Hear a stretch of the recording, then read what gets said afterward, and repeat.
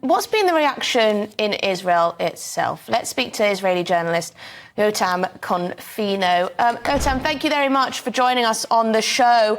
How is the press covering this? I know there have been protests against Benjamin Netanyahu and the way that he is conducting this war. Will that increase?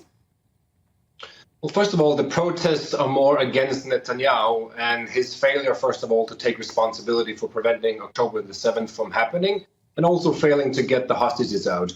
With regards to this particular strike that killed the 7 aid workers, I don't think anyone in Israel disputes the fact that this was a tragedy, that this should have never happened, and that a professional army should not be able to make such a mistake.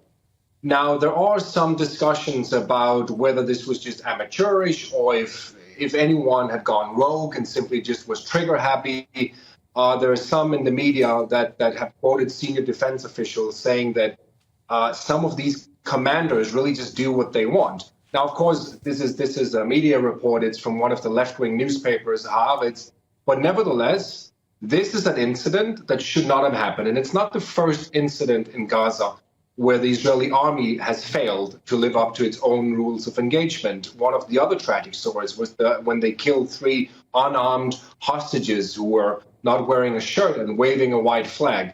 So it's just one of a couple of very serious incidents that one can only hope that they'll get to the bottom of, because this is not how the IDF should conduct itself.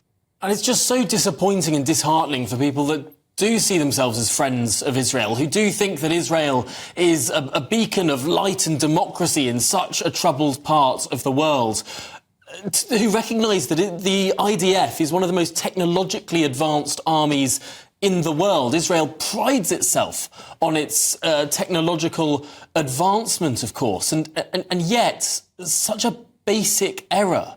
This is not something that you would have expected to be possible from an army as sophisticated as the IDF.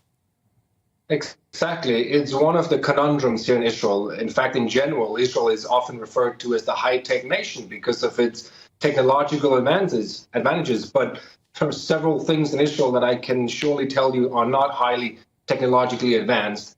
So it's very difficult to get a full picture of how the IDF is precisely conducting itself inside Gaza, mainly because journalists are not in there. Western journalists and foreign journalists in general are not in there. So it's very hard for us to really understand what's going on. I do want to say one thing, though. I do think that for all of its flaws, Israel is normally also held to a completely different standard than most other countries.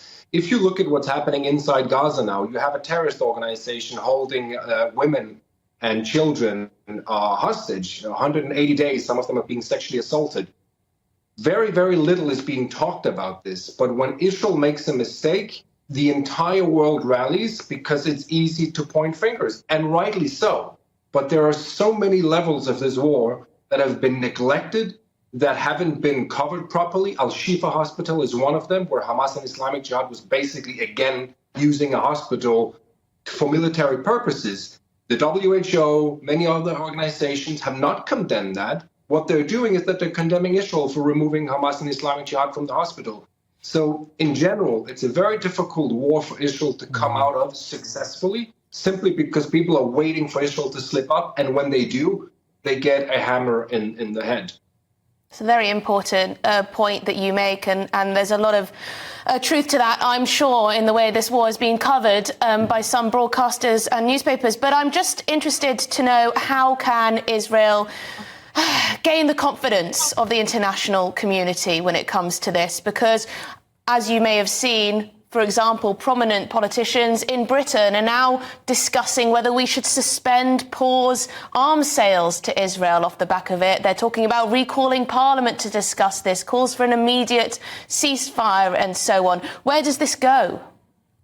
First of all, it's quite interesting to mention what the politicians are saying publicly and what they're saying behind closed doors. I have several sources saying that what the allies are telling Israel behind closed doors is very different from what they're saying publicly. First of all, they don't criticize Israel in the way that they do publicly at all. In fact, they fully support Israel in more or less everything that they're doing.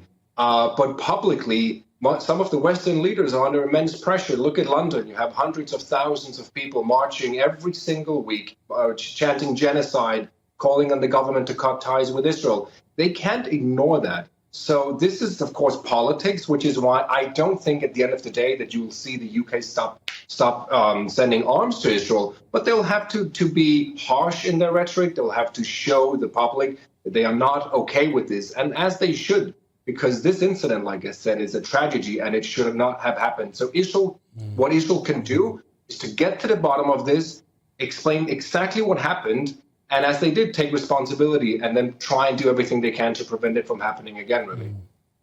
Now, of course, Israel is an ally, Israel is a friend, but that's what we do with our friends, right? We hold them to high standards. If it had been an American strike that had killed Brits, we'd be asking exactly the same questions. But thank you so much, Jotam Confino. Really appreciate your time.